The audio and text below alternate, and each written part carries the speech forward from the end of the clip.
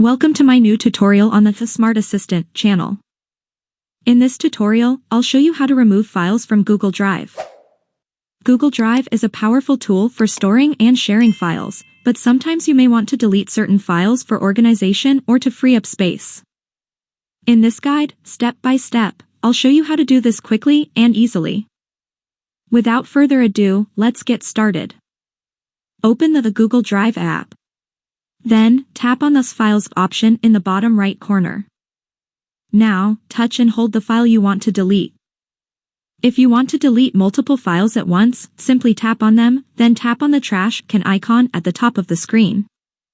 Now, tap and move to trash. Items will now be moved to the trash and will be permanently deleted after 30 days. If you don't want to wait 30 days and want to permanently delete them immediately from the trash, tap the 3 horizontal lines in the top left corner of the screen. In the menu, select the Trash option. Now, if you want to permanently delete some of the files, touch and hold the file, then tap the trash can icon at the top of the screen, and then tap Delete Forever. If you want to permanently delete all files that are in the trash, simply tap the Empty Trash option, then Delete Forever. That's it. All files are now permanently deleted. I hope you found this video helpful. If you did, don't forget to like and subscribe to my channel for more useful content. Thank you for watching and see you in the next video.